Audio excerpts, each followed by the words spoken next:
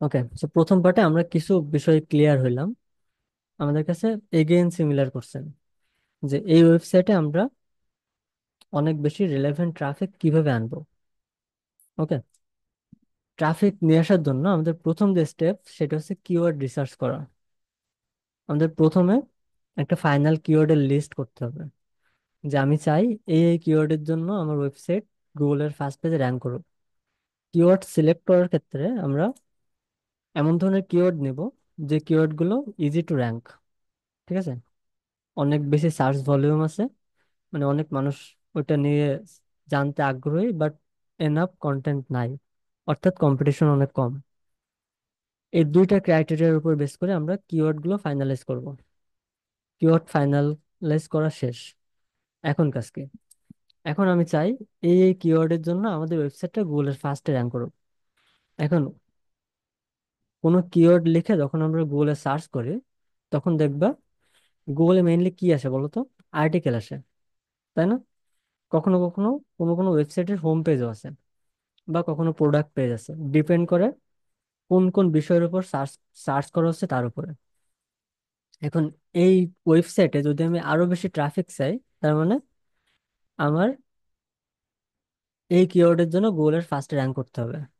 তাহলে soil compaction tester এটা লিখে যদি গুগলে কেউ সার্চ করে, তাহলে হয় আমাদের আইদার আমাদের ওয়েবসাইটে একটা সফটওয়্যার থাকা লাগবে, অথবা সয়েল কম্প্যাকশন টেস্টার নিয়ে একটা আর্টিকেল থাকা লাগবে। এই দুইটা জিনিস না থাকলে তো গুগলের ফার্স্ট পেজে র্যাঙ্ক করবে না, তাই না? নাকি করবে? এই দুইটা জিনিস না থাকলে কি আমাদের ওয়েবসাইট গুগলের ফার্স্ট পেজে র্যাঙ্ক করবে? সফটওয়্যার বা না। আর্টিকেল র্যাঙ্ক করবে না। তাহলে আমাদের প্রথম কাজ হবে সয়েল কম্প্যাকশন টেস্টার নিয়ে একটা সফটওয়্যার বানানো, অথবা কিছু আর্টিকেল লেখা। ঠিক আছে, সফটওয়্যার বানাতে যদি আমরা পারি তাহলে তো আমরা সফটওয়্যার বানাবোই। যদি না পারি, ইজিয়েস্ট ওয়ে হচ্ছে আর্টিকেল লেখা। আর্টিকেল লিখলাম, লেখার পরে গুগলের ফার্স্ট পেজে তখনই র্যাঙ্ক করবে যখন, এবার একটু টেকনিক্যাল বিষয় তোমাদেরকে বলি, যে আমি সয়েল কম্প্যাকশন টেস্টার নিয়ে একটা আর্টিকেল লিখলাম। গুগল কিভাবে বুঝবে যে অ্যাকচুয়ালি এই আচ্ছা, কিওয়ার্ড ওই গ্রুপে কেটে গেল। অ্যাকচুয়ালি এই কিওয়ার্ডটার জন্য। আচ্ছা মাহি, মাহি। জি ভাই। হ্যাঁ জি ভাই। একটু মিউট করো। ওকে, এই কিওয়ার্ডটা লিখে যখন আমি গুগলে সার্চ করতেছি, টুলস এর এখানে এসে টুলস এর নিচে ডাউনলোডে ক্লিক করলে দেখবা লেখা আসে একক দশক শতক, অলমোস্ট 11 কোটি নাকি লাখ, 11 কোটি সার্চ রেজাল্ট অলরেডি আছে, তাই না?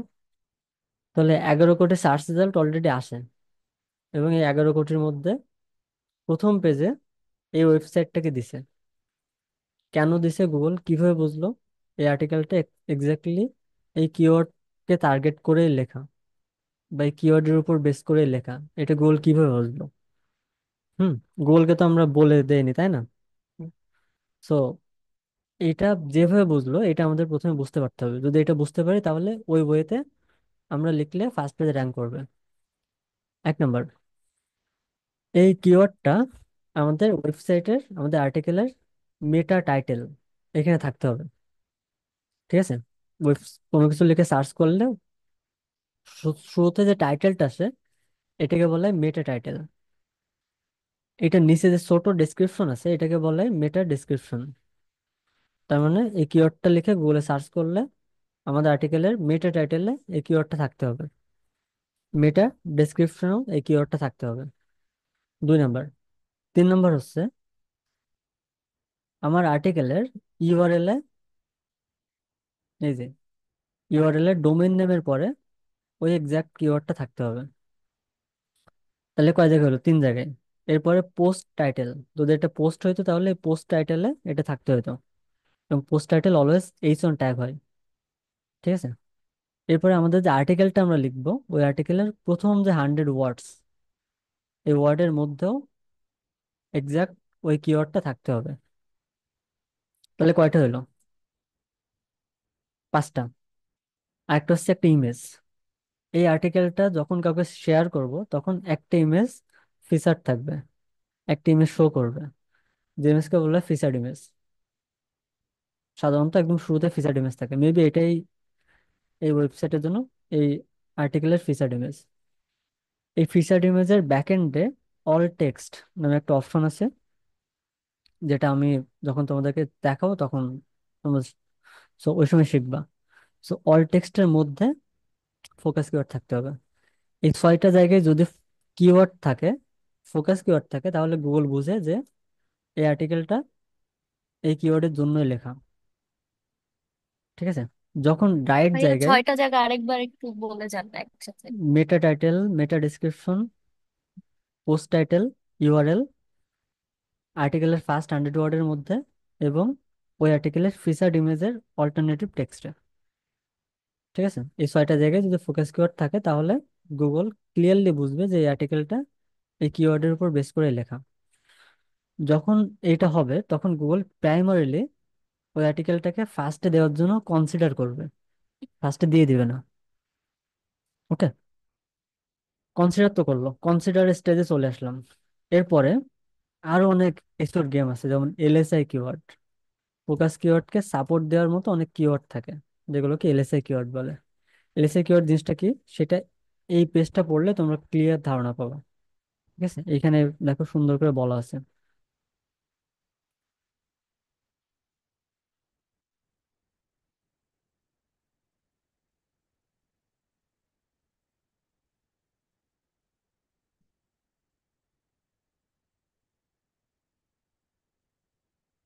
কোথায় জানো?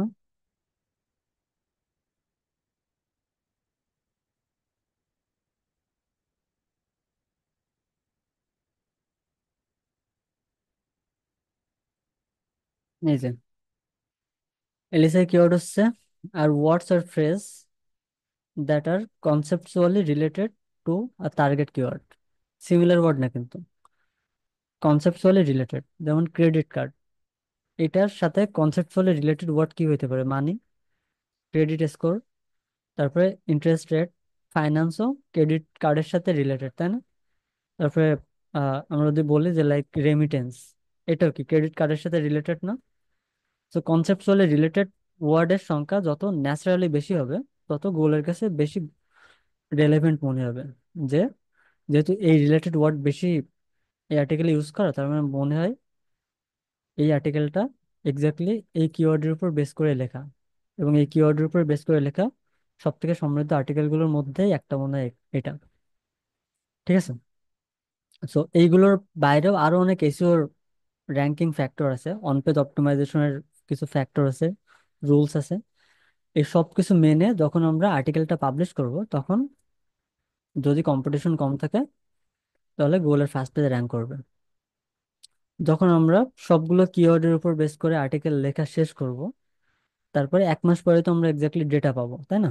সাধারণত 24 আওয়ার্স এর ডেটা পাওয়া যায়, 24 এর ডেটা।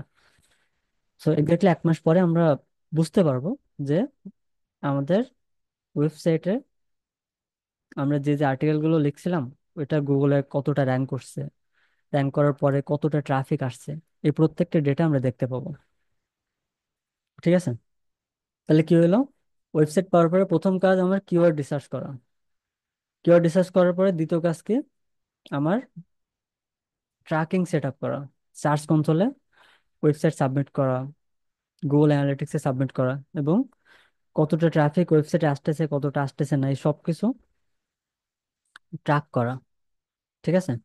এবং ডেটা ড্রিভেন সিদ্ধান্ত যেন নিতে পারি এই জন্য সবগুলো তথ্য স্টোর করে রাখা। তার মানে আমরা কিওয়ার্ড রিসার্চ করলাম, ট্র্যাকিং সেট আপ করলাম। এখন গুগল কখনো কোনো আর্টিকেলে বলেনি যে গুগলের অ্যালগোরিদম কেমনে কাজ করে। দুনিয়ার কোনো সার্চ ইঞ্জিন এই অ্যালগোরিদম কেমনে কাজ করে এটা বলে না। বাট গুগল সার্চ সেন্টারের মাধ্যমে গুগল বলে যে একটা ওয়েবসাইট থেকে আমরা কোন কোন বিষয় আশা করি, একটা ওয়েবসাইট টেকনিক্যালি কেমন হওয়া উচিত, ওদের আর্টিকেল স্ট্রাকচার কেমন হওয়া উচিত। ঠিক আছে? কেমন হওয়া উচিত, কেমন আশা করি, এই ধরনের কথাবার্তা গুগল বলে। তার মানে কি?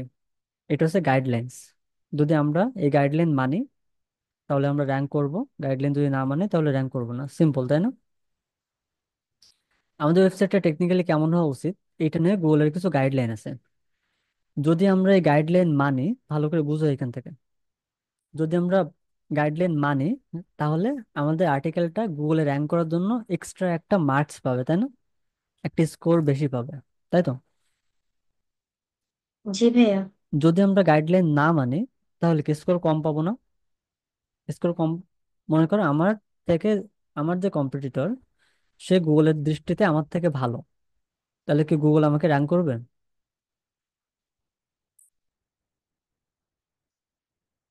হুম? আমার কম্পিটিটর গুগলের দৃষ্টিতে আমার থেকে ভালো, তাহলে কি গুগল আমাকে ফার্স্ট পেজে দিবে নাকি না তাকে ভাইয়া, দিবে? ওকে, তাকে দিবে। এই ব্যাপারটা একটু ক্লিয়ারলি বুঝো। দেখো, আমরা দুইজনে একটা টপিকের উপরে আর্টিকেল লিখছি সাপোজ, হ্যাঁ? ওর আর্টিকেলের কোয়ালিটি, আমার আর্টিকেলের কোয়ালিটি একদম সেম। ও 6টা জায়গায় ফোকাস কিওয়ার্ড বসাইছে, আমিও 6টা জায়গায় ফোকাস কিওয়ার্ড বসাইছি। বাট ওর ওয়েবসাইটটা টেকনিক্যালি একদম পারফেক্ট, গুগলের গাইডলাইন্স অনুযায়ী ওর ওয়েবসাইটটা টেকনিক্যালি পারফেক্ট করা। বাট আমার ওয়েবসাইট গুগলের গাইডলাইন মানে না, ঠিক আছে? ওর গাইডলাইন না মানে আমি ইচ্ছা মতো আমার, টেকনিক্যাল অডিটও করি নাই, ফিক্সও করি নাই, ইচ্ছা মতো রাখছে। এখন বলো, একই কোয়ালিটি সম্পন্ন দুইটা আর্টিকেলের মধ্যে কোনটাকে গুগল ফার্স্টে দেবে, কোনটাকে দ্বিতীয়তে দেবে?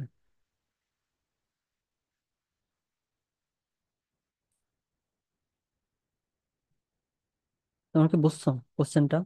যেটা সব গাইডলাইন মেনে চলছে সেইটা। এক্স্যাক্টলি। আমার যে কম্পিউটার, ও যেহেতু গাইডলাইন মানছে, তাহলে ওকে ফার্স্টে দেবে। এখন আমি যদি ফার্স্টে আসতে চাই, তাহলে কি করতে হবে?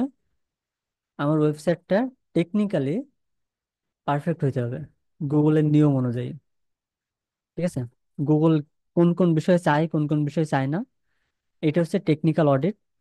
সো টেকনিক্যাল গাইডলাইন্স, এই টেকনিক্যাল গাইডলাইন্স গুলো আমি তোমাদেরকে বলবো আস্তে ধীরে। সো জাস্ট এইটুকু জেনে রাখো যে আমাদের ওয়েবসাইটটা একদম টেকনিক্যালি পারফেক্ট হইতে হবে, নাহলে গুগলের ফার্স্ট পেজে কখনোই আমাদের আর্টিকেল আসবে না।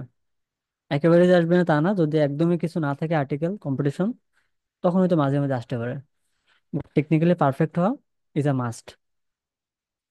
তার মানে কি করলাম? কিওয়ার্ড রিসার্চ করলাম, আমাদের ডেটা ট্র্যাক করলাম, এরপরে ওয়েবসাইট গুগলের গাইডলাইন অনুযায়ী টেকনিক্যালি পারফেক্ট করলাম। তাহলে এখন কি হবে? আমাদের আর্টিকেল কি ফার্স্ট পেজ আসবে না?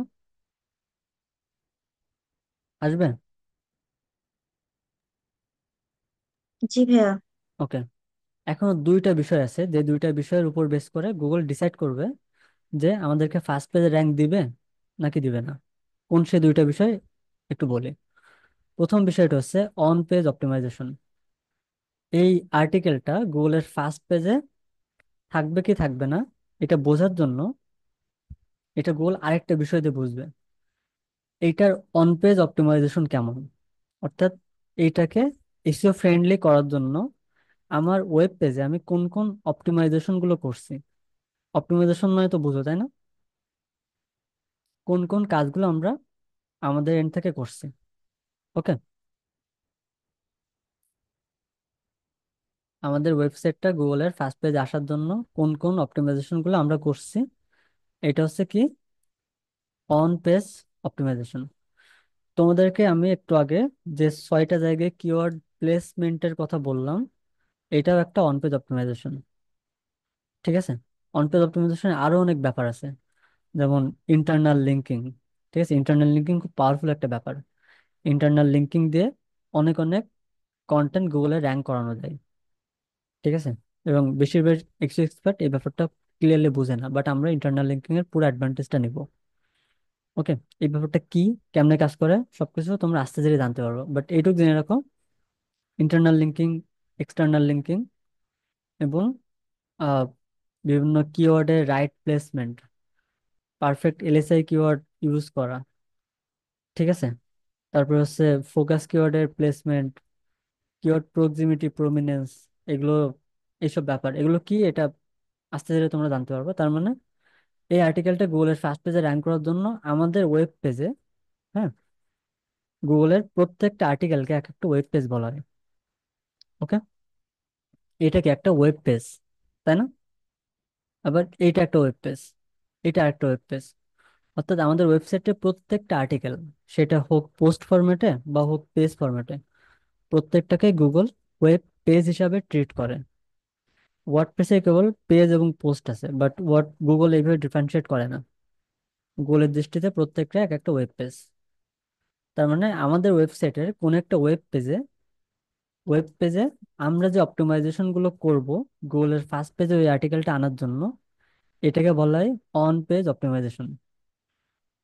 আবার একটু ভালো করে বুঝে, এই ব্যাপারটা ক্লিয়ার হওয়া দরকার। আমাদের ওয়েবসাইটে, এটা হচ্ছে আমাদের ওয়েবসাইট, তাই না? এই ওয়েবসাইটের কোন একটা স্পেসিফিক পেজ, এটা একটা পেজ, এই পেজকে গুগলের ফার্স্ট পেজে নিয়ে আসার জন্য অবশ্যই কোনো স্পেসিফিক কিওয়ার্ডের জন্য এই পেজটা গুগলের ফার্স্ট পেজে আসবে। হ্যাঁ, লাইক এইটা একটা কিওয়ার্ড। হ্যাঁ, এই কিওয়ার্ড লিখে সার্চ করলে যেন আমাদের এই আর্টিকেলটাই বা এই ওয়েব পেজটাই গুগলের ফার্স্টে র্যাঙ্ক করে, এটার জন্য এই পেজের উপরে আমরা যে যে অপটিমাইজেশন গুলো করব সেটাকে বলা হয় অন পেজ অপটিমাইজেশন। এটা তো বুঝছো, তাই না? অন পেজ অপটিমাইজেশন কি জিনিস? জি ভাইয়া। জি ওকে, ভাইয়া। এখন একটা ব্যাপার দেখো, দুইটা ওয়েবসাইট, লাইক এটা আমাদের ক্লায়েন্টের বা আমাদের কম্পিটিটরের। এখন আহ, আমাদের ওয়েবসাইটে আমরা এই দুইটা ওয়েবসাইটের মধ্যে কম্পেয়ার করতেছি। এইটার এলোকো টেকনিক্যাল অডিট করছে, যা যা ভুল পাইছে ফিক্স করছে, আমরা সেম কাজ করছি। অর্থাৎ টেকনিক্যালি আমাদের দুইটা সাইটে পারফেক্ট। আমরা দুইজন একই কিওয়ার্ড লিখে তো আর্টিকেল লিখছি, আমাদের দুইজনের আর্টিকেলের কোয়ালিটিও সেম। যদি এরকম ভাবে সেম হয় না, বাট আমরা ধরে নিচ্ছি দুইটা একদম সেম কোয়ালিটির আর্টিকেল। তাহলে কি হলো, আমাদের দুইজনের টেকনিক্যাল, সো স্ট্রেংথের যে বিষয় ওইটা সেম, কিওয়ার্ড সেম, আর্টিকেলের কোয়ালিটিও সেম। বাট আমাদের কম্পিটিটরের গোলের ফার্স্ট পেজে নিয়ে আসার জন্য ও যে যে অন পেজ অপটিমাইজেশন গুলো করছে, যে যে অন পেজের কাজগুলো করছে, এটা আমরা করিনি। ও আমাদের থেকে একটু বেটার অপটিমাইজেশন করছে। তাহলে গুগল কাকে র্যাঙ্ক দেবে, আমাকে নাকি ওকে? ওকে দিবে ভাইয়া। ওকে। তার মানে আমি যদি আমাদের ওয়েবসাইটকে ফার্স্টে আনতে যাই, তাহলে বাকি কাজগুলো করার পাশাপাশি আমাদের কম্পিউটারের থেকেও ভালো অন পেজ অপটিমাইজেশন করতে হবে। ঠিক আছে? অন পেজ অপটিমাইজেশন নিয়ে অনেক ডিটেইল কথাবার্তা বলা যায় এবং অনেক কিছু শেখার আছে। এই সব কিছু আমি তোমাদেরকে শেখাবো। ঠিক আছে, কিভাবে আমাদের কম্পিউটারের থেকেও ভালো অন পেজ অপটিমাইজেশন আমরা করতে পারি এবং সব থেকে বেস্ট অপটিমাইজেশনটা যেন আমরা করতে পারি, এটা আমি তোমাদেরকে শেখাবো। তাহলে তোমরা বুঝছো, তাই না? তাহলে ট্রাফিক বা ভিজিটর আনার জন্য, গুগলের ফার্স্টে আসার জন্য আমরা কি কি করলাম? কিওয়ার্ড রিসার্চ করলাম, ট্র্যাকিং সেট আপ করলাম, টেকনিক্যালি পারফেক্ট করলাম ওয়েবসাইটটা। এরপরে অন পেজ অপটিমাইজেশন করলাম। অন পেজ অপটিমাইজেশন করার পরে আমাদের হাতে আমাদের ওয়েবসাইটের উপরে আর কোনো কিছু করার থাকে না। এই ব্যাপারটা একটু বুঝো ভালো করে। আমরা কি কি করছি? ওয়েবসাইট একদম টেকনিক্যালি পারফেক্ট করছি, অন পেজ অপটিমাইজেশন করছি, ট্র্যাকিং সেট আপ করছি, রাইট কিওয়ার্ডও সিলেক্ট করছি।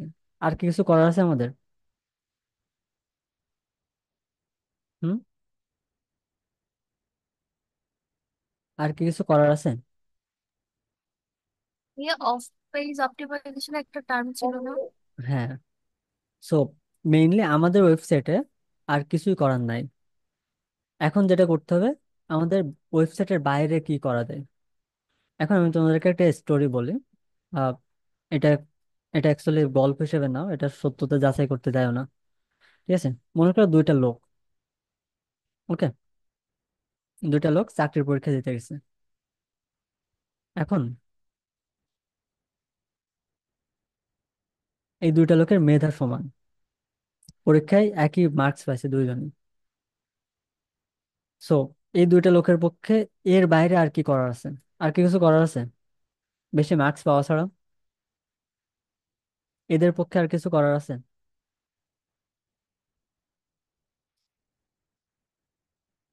হুম, না। অ্যাকচুয়ালি আর কিছু করার নাই। এখন যেহেতু কিছু করার নাই এদের পক্ষে, এই লোক যেটা করলো, ওই ও যে ডিপার্টমেন্টে অ্যাপ্লাই করছে, ওই ডিপার্টমেন্টের কোন একটা সিনিয়র অফিসারের থেকে একটা লিংক নিয়ে আসছে, একটা লিংক বা লবিং নিয়ে আসছে।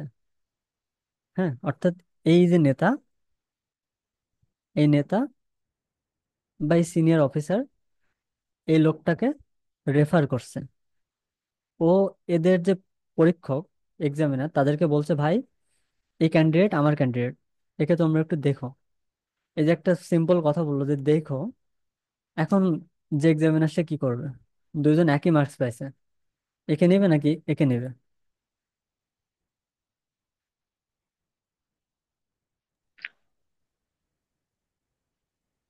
হুম? যে একটা লিঙ্ক নিয়ে আসতে তাকে নিবে। যে একটা লিঙ্ক নিয়ে আসছে তাকে নেবে, হ্যাঁ। চান্সেস আর টু হয় এই লোকটা হায়ার হবে এবং এই লোকটা হায়ার হবে না। কখনো কখনো এই লোকের কোয়ালিটি ভালো থাকা সত্ত্বেও শুধুমাত্র এই লিঙ্কের কারণে এই লোকে হায়ার হয়। এমনকি হয়, তোমরা কি দেখছো এরকম সিনারিও আশেপাশে? সে তো হয়। ওকে, ওয়েবসাইটের ক্ষেত্রেও এক্স্যাক্টলি সেম জিনিস। ঠিক আছে, এই যে এই যে লিঙ্ক, এই যে একটা রেফার, এটাই হচ্ছে ব্যাকলিঙ্ক। ব্যাকলিঙ্ক জিনিসটাকে আমি তোমাদের খুব সহজ করে বোঝাই। ওকে, সাপোজ এটা এগ্রিকালচার হাবের ওয়েবসাইট এবং এটা আরেকটা ওয়েবসাইট। এই দুইটা ওয়েবসাইট একই ধরনের কন্টেন্ট দিছে। কিছু ক্ষেত্রে এগ্রিকালচার হাবের কন্টেন্ট ভালো এবং এগ্রিকালচার হাবের অপটিমাইজেশন গুলো বেটার, সব জায়গাতেই গুগলকে স্যাটিসফাই করছে। বাট এই ওয়েবসাইটটা খুব নামি একটা লাইক ফোর্বস থেকে একটা লিঙ্ক পাইছে, ফোর্বস ম্যাগাজিন, ঠিক আছে, বা নিউ ইয়র্ক টাইম থেকে একটা লিঙ্ক পাইছে। ওকে, ফোর্বস বা নিউ ইয়র্ক টাইম থেকে এই ওয়েবসাইট একটা লিঙ্ক পাইছে। ফোর্বস কোথাও এক জায়গায় বলছে যদি তুমি এই রিলেটেড আরো ভালো কন্টেন্ট চাও তাহলে তুমি এই ওয়েবসাইটটা ফলো করতে পারো। একটা জিনিস বুঝো, একটা আর্টিকেল ফোর্বস রেকমেন্ড করা মানে ওই আর্টিকেলে কিছু থাকুক বা নাম থাকুক ওটা গুগলে র্যাঙ্ক করবে। ঠিক আছে, আবার ফোর্বস একটা লিঙ্ক করলো, আমি 1000টা লিঙ্ক নিয়ে আসলাম, সো একদম ছোটখাটো ওয়েবসাইট থেকে। ওকে, আমি 1000টা লিঙ্ক আনলেও ফোর্বসের একটা লিঙ্কের যে পাওয়ার, আমার 1000টা লিঙ্কের ওই পাওয়ার না। এবং এই ওয়েব পেজকে গুগল ফার্স্টে র্যাঙ্ক করবে। তার মানে কি হলো, অফ পেজ এসিও হচ্ছে অন্য ওয়েবসাইট থেকে আমাদের ওয়েবসাইটে লিঙ্ক নিয়ে আসা। ওকে, কখনো দেখবে একটা লিঙ্কে ক্লিক করলে অন্য একটা আর্টিকেলের মধ্যে চলে যায় না? হুম, লাইক আমি যদি, তোমরা কি বুঝতে পারছো আমার কথা? জি ভাইয়া। লাইক আমি যদি এখানে যাই, গিয়ে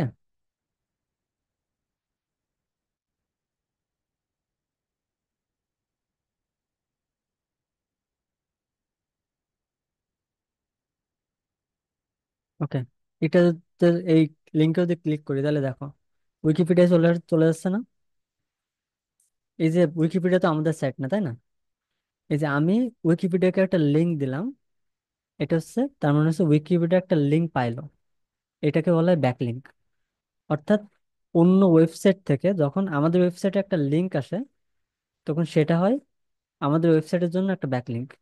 যে ওয়েবসাইট লিঙ্ক পায় সে অ্যাকচুয়ালি ব্যাকলিঙ্ক পায়। ব্যাকলিঙ্ক মানে হচ্ছে লিঙ্ক অ্যাকুইজিশন বা লিঙ্ক অ্যাকোয়ার করা। ঠিক আছে, লিঙ্ক পাওয়া।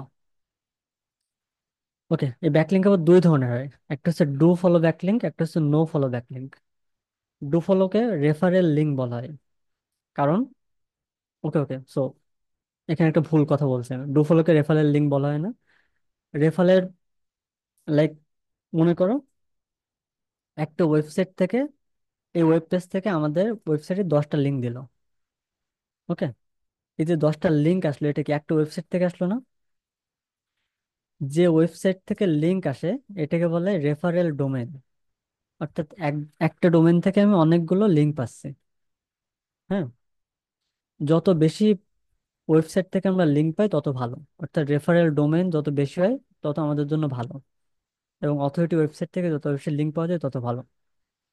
তাহলে এখন দেখো, আমাদের এই আর্টিকেলটা গুগলে র্যাঙ্ক করার জন্য সব বিষয়ে যখন আমার এবং আমার কম্পিউটারের মধ্যে সমান হয়ে গেল, এখন যে জিনিসটা কাজ করবে সেটা হচ্ছে লিঙ্ক বা ব্যাকলিঙ্ক। যার ব্যাকলিঙ্ক বেশি সে গুগলের ফার্স্ট পেজে র্যাঙ্ক করবে, ঠিক আছে? এবং যার ব্যাকলিঙ্ক যত বেশি পাওয়ারফুল, যত বেশি কোয়ালিটিফুল, সেই গুগলের ফার্স্ট পেজে র্যাঙ্ক করার চান্সেস বেশি। ওকে, অফ পেজ অপটিমাইজেশনের পার্টটা কি বুঝছো? অফ পেজ অপটিমাইজেশন কি? ভাই ব্যাকলিংক পাওয়ার ওয়ে কি? ওকে, ব্যাকলিঙ্ক পাওয়ার অনেক ওয়ে আছে গুগলের মতে। এই যেমন আমরা এখানে একটা লিঙ্ক দিছি, কেন দিছি? আমার মনে হয়েছে ট্রি প্রোপাগেশন নিয়ে যদি কেউ আরো বেশি জানতে চায়, তাহলে উইকিপিডিয়ার এই পেজটা যদি সে পড়ে সে আরো ডিটেল তথ্য পাবে। কেন আমি এই কাজ করলাম? কারণ আমি চাই আমার আমার অডিয়েন্স ট্রি প্রোপাগেশন নামে নিয়ে একটু ডিটেল নলেজ রাখুক, তাহলে তার এই টুলসটা ইউজ করতে সুবিধা হবে। হ্যাঁ, এখন আমি কি করলাম বলো তো, আমার অডিয়েন্সকে আরেকটু তথ্য দিলাম। এই তথ্য আমি কখনোই দিতাম না যদি না এই তথ্য আমার ওয়েবসাইটে থাকতো। আমার ওয়েবসাইটে থাকলে আমার ওয়েবসাইটেই তাকে পাঠাইতাম, তাই না? যেহেতু আমার ওয়েবসাইটে সবকিছু থাকবে না, এই কারণে বেটার, আরো বেশি ভ্যালু দেওয়ার জন্য আমরা এই এক্সটার্নাল লিঙ্ক গুলো দিয়ে থাকি। আমি এই লিঙ্ক দিয়েছি কিন্তু ন্যাচারালি, অডিয়েন্সকে বেনিফিট দেওয়ার জন্য, ঠিক আছে? এই যে আমি একে রেফার করলাম, এটাই এই উইকিপিডিয়ার জন্য একটা ব্যাকলিঙ্ক। এখন এটা গুগল পছন্দ করে যে ন্যাচারাল লিঙ্ক বিল্ডিং হোক, বাট ব্যাকলিঙ্ক যেহেতু কাজ করে এই কারণে অনেকে ব্যাকলিঙ্ক কিনে, ঠিক আছে? সো আমাদেরকেও হয়তো ব্যাকলিঙ্ক কেনা লাগতে পারে একটা সময়। আর যদি আমরা খুব ভালো করি তাহলে হয়তো অনেক ট্রি রিলেটেড ওয়েবসাইট আমাদেরকে মেনশন করতে পারে। আমাদের উচিত যেন অনেক অনেক সাইট আমাদেরকে মেনশন করুক এবং ন্যাচারালি আমরা লিঙ্ক পাই। ওকে। আচ্ছা। আচ্ছা, ব্যাকলিঙ্ক বা অফ পেজ অপটিমাইজেশন আর কোনো কনফিউশন আছে? যাই ব্যাকলিঙ্ক তাই অফ পেজ অপটিমাইজেশন, ঠিক আছে? একই জিনিস। কোনো কনফিউশন আছে? ব্যাকলিংক ভাইয়া দুই রকম না, ওইটাতে আমার কনফিউশন ছিল। ওকে, হ্যাঁ, ব্যাকলিঙ্ক দুই রকম, এটা একটু একটু অ্যাডভান্স, এটা আমি বলবো। ব্যাকলিঙ্ক বিষয়টা কি, এটা নিয়ে কোনো কনফিউশন আছে? না ভাইয়া। না ওকে, ভাইয়া। তার মানে আমি এখন সব কিছুই জানি যে একটা কিওয়ার্ড গুগলের ফার্স্ট পেজে কেমনে আনতে হয়। যদি প্রত্যেকটা নিয়ম ফলো করে 1,000 কিওয়ার্ডকে আমরা গুগলের একদম ফার্স্টে নিয়ে আসতে পারি, তাহলে কি আমরা অনেক অনেক ট্রাফিক পাবো না?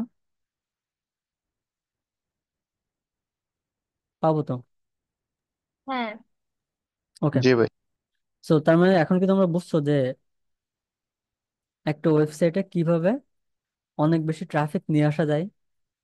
কনসেপ্ট ক্লিয়ার যে কিভাবে আমরা আনবো আসলে, জি কোন ভাইয়া। ওয়েতে আনবো? এটা কি ক্লিয়ার?